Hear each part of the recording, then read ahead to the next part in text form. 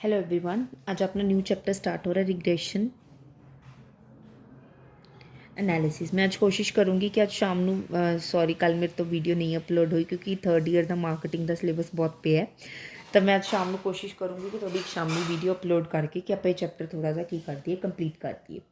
Regression analysis are a attempts to establish the nature of the relationship। Book ਦੇ ਵਿੱਚ ਨਾ ਤੁਹਾਡੇ ਬਹੁਤ ਅਜੀਬ ਜਿਹਾ ਦੇ ਰੱਖਿਆ, ਇੰਨਾ ਆਣਾ ਨਹੀਂ ਤੇ ਇੰਨਾ ਆਪਣੇ ਕੋਲ ਟਾਈਮ ਵੀ ਨਹੀਂ ਹੈਗਾ ਕਿ ਆਪਾਂ ਇੱਕ ਇੱਕ ਲਾਈਨ ਡਿਸਕ੍ਰਾਈਬ ਕਰੀਏ। ਤਾਂ ਮੈਂ ਇੱਥੇ ਐਵੇਂ ਹੀ ਪੜ੍ਹਾ ਰਹੀ ਹਾਂ। Is to study the functional relationship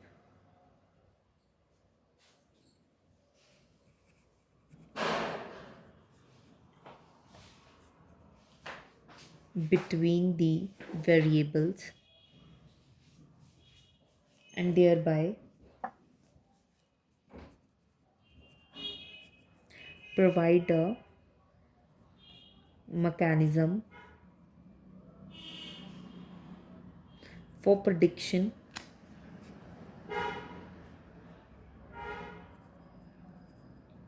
or forecasting। Generally ਕੀ ਹੁੰਦਾ ਹੈ ਜਦ ਆਪਾਂ ਨੇ ਟੂ ਵੇਰੀਏਬਲਸ ਦੇ ਵਿੱਚ ਆਪਾਂ ਵੀ have to find their interrelationships then we always apply correlations over there. ਠੀਕ ਹੈ, ਆਪਾਂ ਕੀ ਕਰਦੇ ਹਾਂ ਕੋ ਰਿਲੇਸ਼ਨ ਆਪਾਂ ਲਗਾਉਂਦੇ ਹਾਂ ਕਿ ਜਦ ਆਪਾਂ ਨੇ ਦੋ ਸੀਰੀਜ਼ ਦੇ ਵਿੱਚ ਇੱਕ ਰਿਲੇਸ਼ਨਸ਼ਿਪ ਫਾਈਂਡ ਕਰਨਾ ਹੁੰਦਾ ਹੈ।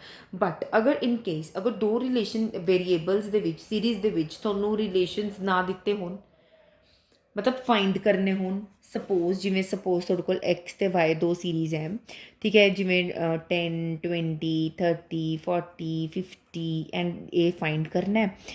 इतने दे रखे थोड़ा 10 सॉरी 15 25 35 45 इतने फाइंड करना है। इतने थोड़ा गिवन है ये 5। ठीक है, ऑन द बेसिस ऑफ ਜਿਹੜਾ ਐਕਸ ਵੇਰੀਏਬਲ ਹੈ ਕਿਸ 'ਤੇ ਡਿਪੈਂਡ ਹੋਏਗਾ ਵਾਈ 'ਤੇ, ਇੱਥੇ ਵਾਈ ਵੇਰੀਏਬਲ ਕਿਸ 'ਤੇ ਡਿਪੈਂਡ ਹੋਏਗਾ ਐਕਸ 'ਤੇ। ਜਦ ਆਪਾਂ ਨੇ ਕੁਝ ਪ੍ਰਿਡਿਕਟ ਕਰਨਾ ਹੋਵੇ, ਫਿਊਚਰ ਪ੍ਰਿਡਿਕਟ ਕਰਨਾ ਹੋਵੇ, ਜਿਵੇਂ are a attempts to establish the nature of relationship between variables is to study the functional relationship between the variables and thereby provide a mechanism for prediction or forecasting. ਇੱਥੋਂ ਆਪਾਂ ਪ੍ਰਿਡਿਕਟ ਕਰ ਸਕਦੇ ਹਾਂ ਅਤੇ forecast ਕਰ ਸਕਦੇ ਹਾਂ। ਠੀਕ ਹੈ, ਇੱਕ ਹੁੰਦਾ dependent variable,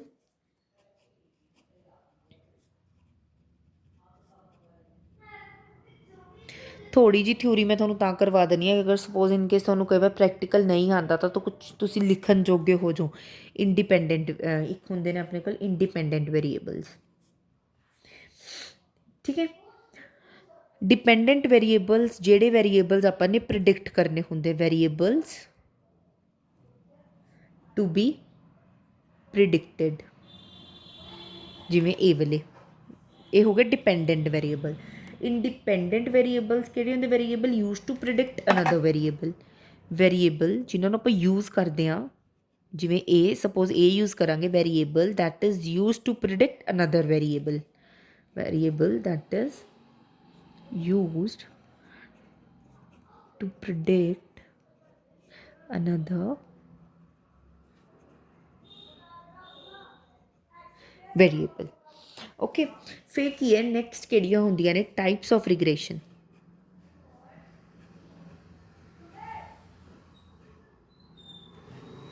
okay, simple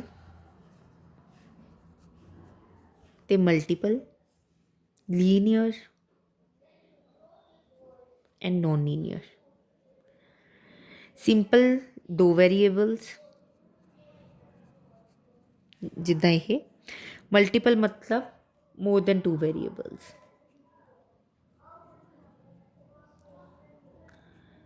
linear मतलब graph is a straight line, graph की होएगा अपने को एक स्ट्रेट लाइन दे विच होएगा, graph is in straight line मतलब तुसी प्लॉट करोगे जब डाटा तो थोड़े को एक ग्राफ बन जाएगा जो हमेशा स्ट्रेट लाइन का होएगा, दैट इज़ लीनियर रिग्रेशन। ठीक है, डिग्री हमेशा ये 1 आएगी, ये थोड़ा अगे क्लीयर हो जाएगा। नॉन लीनियर की होएगा जो स्ट्रेट लाइन नहीं होगा, not in a straight line. ठीक है, फिर नैक्सट की है अपने कोल, फिर नैक्सट अपने कोल methods to study regression. Simple ਤੇ ਲੀਨੀਅਰ, ਇਹਨਾਂ ਦੇ ਮੈਥਡ ਕਿਹੜੇ ਹੁੰਦੇ ਨੇ। ਠੀਕ ਹੈ, ਫਸਟ ਹੈ ਆਪਣੇ ਕੋਲ ਸਕੈਟਰ ਡਾਇਗਰਾਮ ਮੈਥਡ।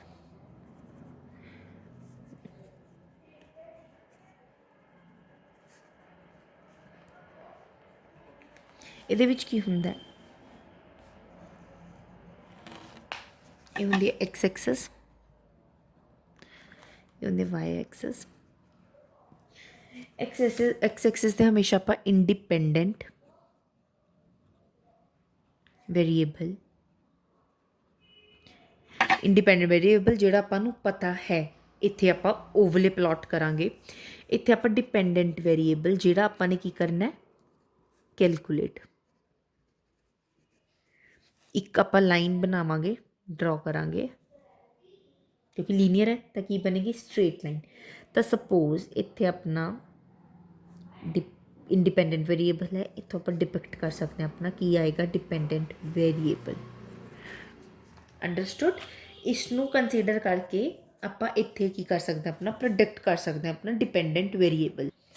ਠੀਕ ਹੈ, ਇਹ ਮੈਥਡ ਆਪਾਂ ਨੂੰ ਇੱਕ ਰਫ ਐਸਟੀਮੇਟ ਪ੍ਰੋਵਾਈਡ ਕਰ ਦਿੰਦਾ ਇੱਕ ਡਿਪੈਂਡੈਂਟ ਵੇਰੀਏਬਲ ਦਾ, ਕਿਉਂਕਿ ਜਿਹੜੀ ਲਾਈਨ ਇੱਕ ਪਰਸਨ ਨੇ ਡਰਾ ਕੀਤੀ ਹੈ ਉਹ ਖੁਦ ਹੀ ਇੱਕ ਐਨਾਲਾਈਜ਼ ਕਰਕੇ ਦਿਮਾਗ ਤੋਂ ਡਰਾ ਕੀਤੀ ਹੈ।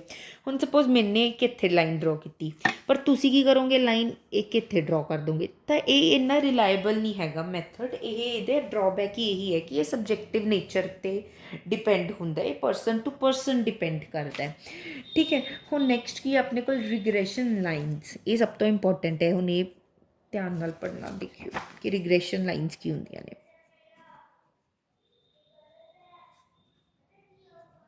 ਥੋੜਾ ਜਿਹਾ ਚੈਪਟਰ ਡਿਫਿਕਲਟ ਹੈ, ਥੋੜਾ ਜਿਹਾ, ਬਟ ਠੀਕ ਹੈ, ਹੌਲੀ ਹੌਲੀ ਪੁਆਇੰਟ ਟੂ ਪੁਆਇੰਟ ਕੁਐਸਚਨਸ ਕੱਢਦੇ ਰਹੋਗੇ ਤਾਂ ਸਮਝ ਆ ਜਾਏਗਾ। Y on X, X on Y, मतलब y is dependent on x is dependent on y।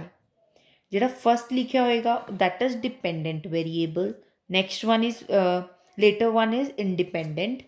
ठीक है, ਇਹ वाला हो गया dependent and ਇਹ वाला independent, ਇਹਦੀ short form होगी। ठीक है, फिर ਕੀ ਕਰਾਂਗੇ ਆਪਾਂ, to estimate y on the given value of x, ਕਿ ਇੱਥੇ ਆਪਾਂ ਨੇ a ਦੀ ਵੈਲਿਊ ਐਸਟੀਮੇਟ ਕਰਨੀ ਹੈ। ਆਪਾਂ ਨੂੰ a ਵਾਲੀ ਵੈਲਿਊ ਕੀ ਹੈ, ਗਿਵਨ, ਇਹਦੇ ਵਿੱਚ ਵੀ ਸੇਮ। ਠੀਕ ਹੈ, ਫਿਰ ਹੁਣ ਇੱਕ ਆਪਾਂ ਇਕੁਏਸ਼ਨ ਨਾਲ ਸੋਲਵ ਕਰਾਂਗੇ ਇਸ ਚੀਜ਼ ਨੂੰ। y is equal to a plus b x, ਆਪਾਂ ਨੇ ਪਿਛਲੀ ਕਲਾਸ ਦੇ ਵਿੱਚ ਵੀ ਇਹ ਇਕੁਏਸ਼ਨਸ ਪੜ੍ਹੀਆਂ ਨੇ। y ਜਿੱਥੇ ਕੀ ਹੋਏਗਾ ਆਪਣੇ ਕੋਲ ਡਿਪੈਂਡੈਂਟ ਵੇਰੀਏਬਲ, x ਆਪਣੇ ਕੋਲ ਕੀ ਹੋਏਗਾ, ਇੰਡੀਪੈਂਡੈਂਟ ਵੇਰੀਏਬਲ, a ਕੀ ਹੋਏਗੀ, एक्स इंटरसेप्ट। मैं दस दी की हुंदा है एक्स इंटरसेप्ट, मैं तुहानूं पिछली क्लास दे विच भी समझाया, आपां सारा किता है। Value of y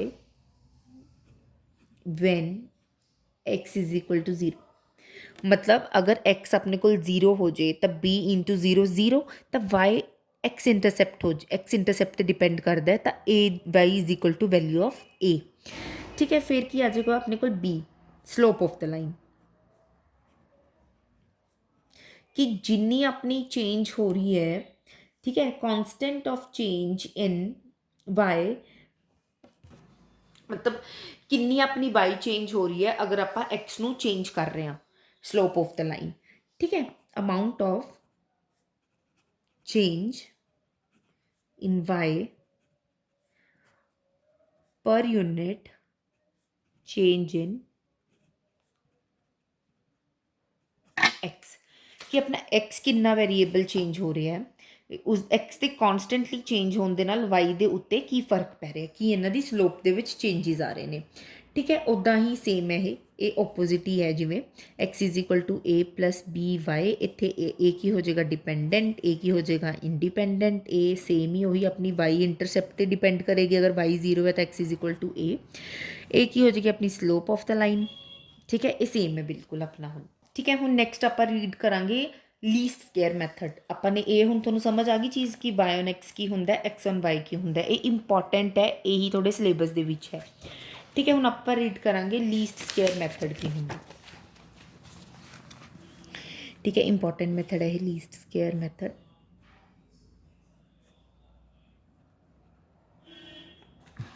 y on x, x on y, दो इक्वेशनस आउणगे इत्थे तुहाडे कोल।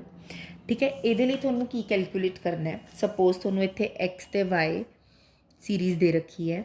फर्स्ट तुसीं कैलकुलेट करना x इंटू वाई, फिर x दा स्केयर ते y दा स्केयर, इकट्ठी सीरीज़ कैलकुलेट। क्वेश्चन दे विच तुहानूं की गिवन होएगा, let me give you an example from the question. एक सेकंड,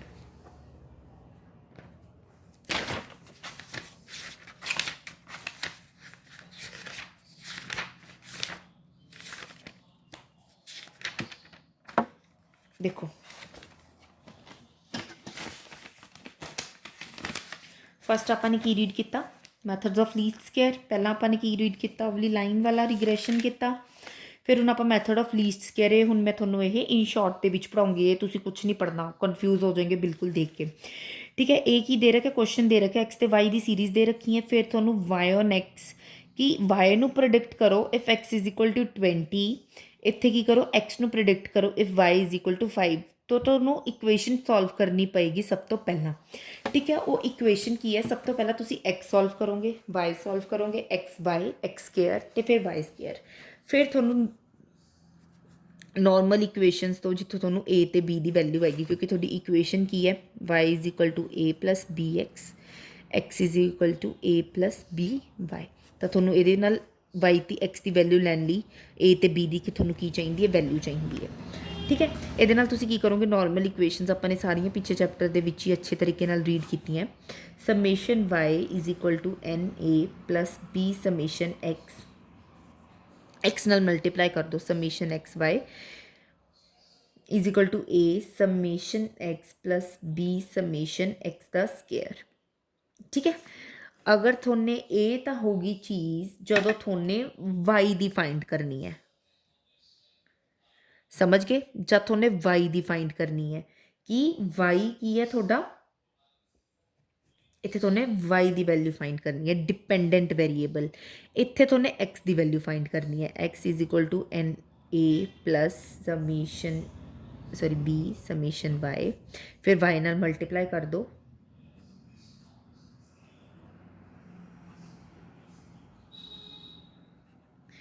ਜਦੋਂ ਇਹ ਦੋਨੋਂ ਇਕੁਏਸ਼ਨਸ ਨੂੰ ਕੰਪਿਊਟ ਕਰੋਗੇ, ਇਕੁਏਸ਼ਨਸ ਨੂੰ ਬਣਾਓਗੇ ਤਾਂ ਤੁਹਾਨੂੰ obtain ਹੋਣਗੀਆਂ ਕਿਹੜੀਆਂ ਵੈਲਿਊ a ਤੇ b ਦੀਆਂ। ਠੀਕ ਹੈ, ਫਿਰ ਤੁਸੀਂ ਰਿਗਰੈਸ਼ਨ ਇਕੁਏਸ਼ਨ ਤੁਹਾਡੀ ਕੀ ਬਣੇਗੀ,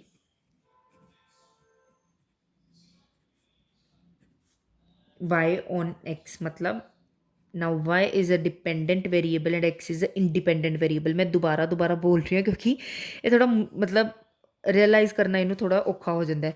ये आप इज इक्वल टू वाई इत्थे क्यों करना है, क्योंकि इत्थे आपां ने वाई ऑन एक्स कैलकुलेट करना है। इत्थे एक्स क्यों करना है, क्योंकि इत्थे एक्स ऑन वाई कैलकुलेट करना है।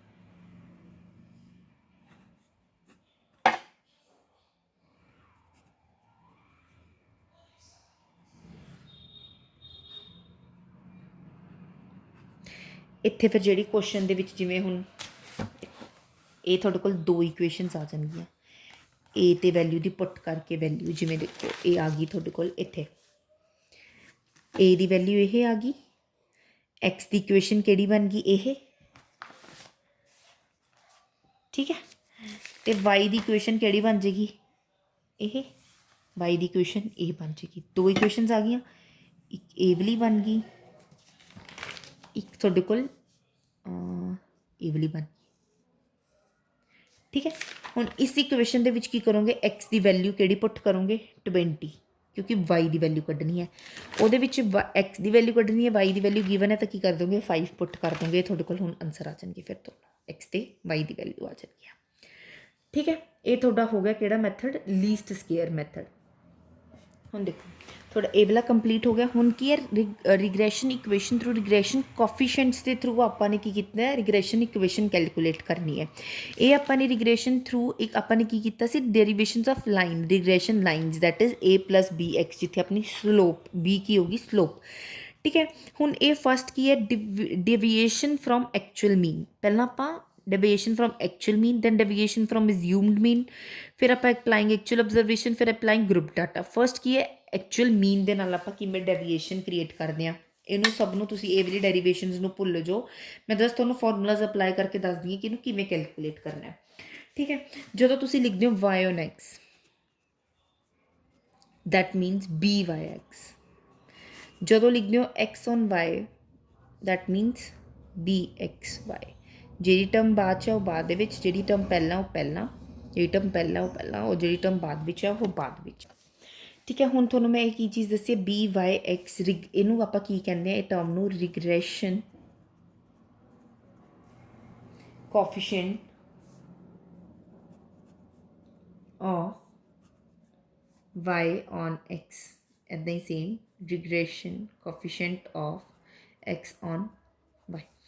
ਇਸ ਨੂੰ ਕੈਲਕੂਲੇਟ ਕਰਨ ਲਈ ਸਭ ਤੋਂ ਪਹਿਲਾਂ ਆਪਾਂ ਨੂੰ ਸਟੈਪਸ ਕੀ ਨੇ ਦੇ, ਮੀਨ ਮੈਥਡ।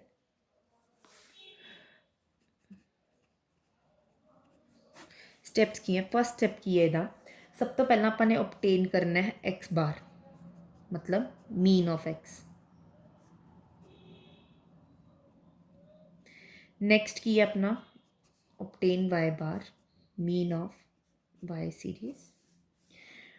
थर्ड की है obtain by(x), जो ऊपर मैंने थोड़ा दस्या है। Fourth then obtain bxy। Fifth की इक्वेशन बन जाएगी अपने को regression equation y on x की केड़ी बनेगी, ਜਿਹੜੀ ਚੀਜ਼ ਆਪਾਂ ਨੇ ਫਾਈਂਡ ਕਰਨੀ ਹੈ that will always on the left side। y deviation है ना, मीन डेविएशन, तो y mean is equal to by(x। तो जी चीज़ इधर है वो समझ गए। Sixth regression equation on x on y।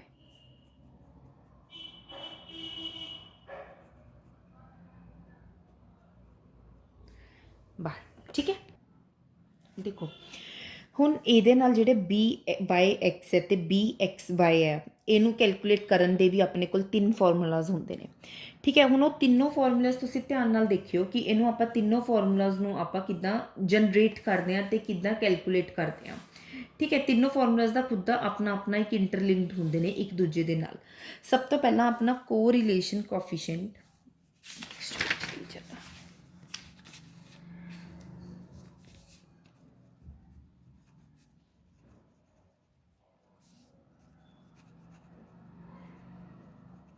Are ਦੇ बेसिस ਤੇ ਆਪਾਂ by(x) ਤੇ bxy ਨੂੰ ਕੈਲਕੂਲੇਟ ਕਰਦੇ ਹਾਂ। ਠੀਕ ਹੈ, ਤੇ ਇਹਦਾ ਫਾਰਮੂਲਾ ਕੀ ਹੁੰਦਾ, covariance of x upon y standard deviation x into standard deviation of y। ਹਮੇਸ਼ਾ ਇਹਦੇ ਵਿੱਚ ਨਿਊਮੀਰੇਟਰ ਟਰਮ, ਜਿਹੜੀ ਨਿਊਮੀਰੇਟਰ ਹੈ ਉਹ ਹਮੇਸ਼ਾ ਆਲਵੇਜ਼ ਸੇਮ ਰਹੇਗਾ, ਡਿਨੋਮੀਨੇਟਰ ਚੇਂਜ ਹੁੰਦੇ ਰਹਿਣਗੇ ਅਕੋਰਡਿੰਗ ਟੂ ਆਪਾਂ ਨੇ ਕਿਹੜੀ ਚੀਜ਼ ਫਾਈਂਡ ਕਰਨੀ ਹੈ। ਇਹ ਕੀ ਫਾਈਂਡ ਕਰਨਾ, y on x, ਇੱਥੇ x on y। ਹੁਣ ਦੇਖੋ covariance x into y upon standard deviation ਕੀ ਫਾਈਂਡ ਕਰਨਾ ਆਪਾਂ ਨੇ, x on y on x। x ਕੀ ਹੈ, y on x, x ਕੀ ਹੈ ਡਿਨੋਮੀਨੇਟਰ ਦੇ ਵਿੱਚ ਆਏਗਾ ਤਾਂ ਦਾ ਸਕੇਅਰ, ਇਹਦੇ ਵਿੱਚ y ਡਿਨੋਮੀਨੇਟਰ ਦੇ ਵਿੱਚ ਆਏਗਾ ਤਾਂ ਸਕੇਅਰ। ਇੱਕ ਫਾਰਮੂਲਾ ਹੁੰਦਾ ਕਿ ਸਮੇਸ਼ਨ ਆਪਾਂ ਇਹਨੂੰ ਕਿੱਦਾਂ ਕੈਲਕੂਲੇਟ ਕਰਦੇ ਹਾਂ, x ਬਾਈ ਮੀਨ ਡੈਵੀਏਸ਼ਨ ਨਾਲ।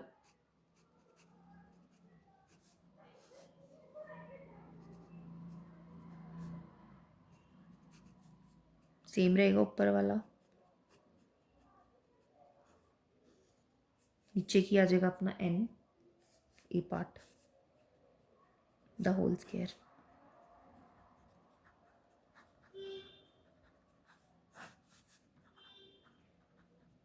ਇਹ ਕੁਐਸਚਨ ਟੂ ਕੁਐਸਚਨ ਜੋ ਚੀਜ਼ ਤੁਹਾਨੂੰ ਐਕਚੁਅਲ ਦੇ ਵਿੱਚ ਗਿਵਨ ਹੋਏਗੀ ਉਹਦੇ ਅਕੋਰਡਿੰਗ ਆਪਾਂ ਕੁਐਸਚਨ ਸਾਰੇ ਅੱਗੇ ਸੋਲਵ ਕਰਾਂਗੇ। ਮੈਂ ਤੁਹਾਨੂੰ ਦੱਸੂਗੀ ਵੀ ਕਿਹੜੇ ਕਿਹੜੇ ਮੈਥਡ ਕਿੱਥੇ ਕਿੱਥੇ ਅਪਲਾਈ ਹੋਏਗਾ। ਫਿਰ ਨੈਕਸਟ ਕੀ ਆਪਾਂ ਕਿਵੇਂ ਕੱਢਦੇ ਸੀ,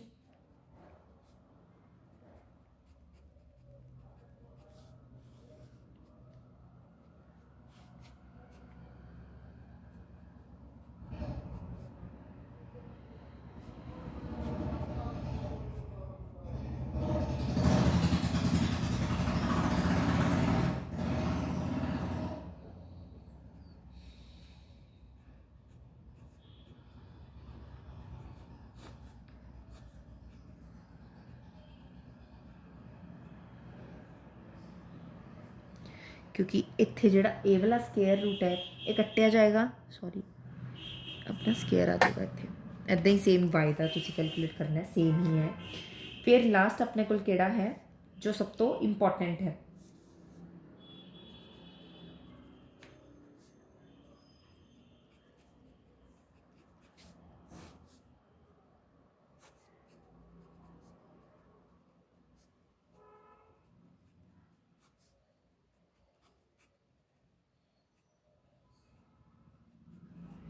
इत्थे की आ जाएगा सिंपल ए वाला, इत्थे की आ जाएगा सिंपल ए वाला, बस इन्हां दा स्केयर रूट हट जाएगा, ये जिहड़ा है अंडर रूट हट जाएगा। ठीक है, हुण ये तुहाडे कोल बेसिक फॉर्मूलाज ने जिहड़ी आपां कोवेरिएशन आपां क्वेश्चन के अकॉर्डिंग देखांगे कि आपां नूं किस चीज़ की नीड है। हुण जिवें ये फस्ट क्वेश्चन छड्डो, एक बार सैकेंड क्वेश्चन छड्डो, हुण जिवें इत्थे तुहानूं मीन ते स्टैंडर्ड डेविएशन दे रखे है, तो तुसीं किहड़ा फॉर्मूला अप्लाई कर सकदे हो मीन ते स्टैंडर्ड डेविएशन दे नाल आपां नूं की कैलकुलेट करना, आपां ने BXY कैलकुलेट कर ਹੁਣ ਜਿੱਦਾਂ ਇੱਕ ਆਪਣਾ BXY ਨੂੰ ਆਪਾਂ ਹੋਰ ਕਰ ਸਕਦੇ ਹਾਂ। ਅਗਰ ਆਪਾਂ ਨੂੰ ਕੋਰਿਲੇਸ਼ਨ ਆਫ ਕੋਫੀਸ਼ੀਐਂਟ ਗਿਵਨ ਹੋਵੇ ਤਾਂ ਜਿਹੜੀ ਟਰਮ ਆਪਾਂ ਨੂੰ ਪਹਿਲਾਂ ਦਿੱਤੀ ਹੋਈ ਹੈ ਉਹ ਆਪਾਂ ਕਿਵੇਂ ਲਿਖਾਂਗੇ ਉੱਪਰ,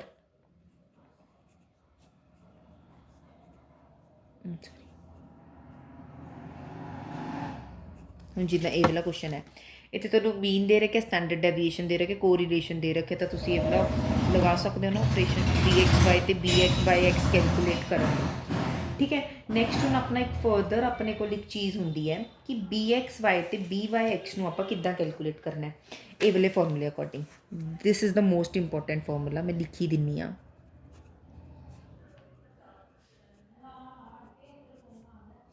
यही सब तो ज़्यादा इंपॉर्टेंट होंदा है।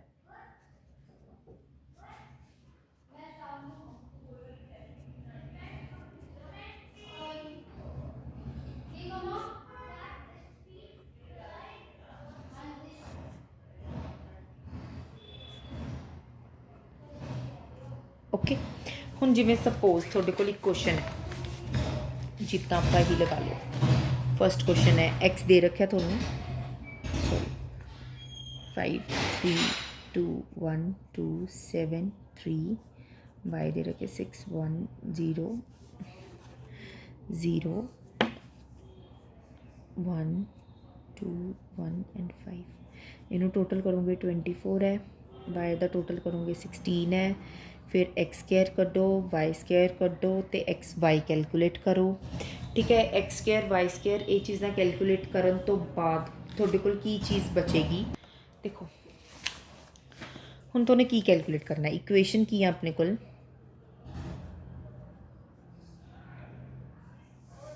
ठीक है BYX। ਇਹਦੇ ਲਈ ਆਪਾਂ ਨੂੰ ਕੀ ਚਾਹੀਦੇ, ਚਾਰ ਚੀਜ਼ਾਂ ਚਾਹੀਦੀਆਂ ਹੋਣਗੀਆਂ ਤੁਹਾਨੂੰ, y bar, x bar, BXY, BYX। BXY ਤੇ BYX ਲਈ ਫਾਰਮੂਲਾ ਕਿਹੜਾ ਅਪਲਾਈ ਕਰੋਗੇ, x ਬਾਰ ਤੇ y ਬਾਰ ਤਾਂ ਨਿਕਲ ਜਾਏਗਾ, 24 ਦਾ divided by number of terms, 16 divide by number of terms, BXY ਦੇਖੋ ਕਿੱਦਾਂ ਕੈਲਕੂਲੇਟ ਕਰੋਗੇ।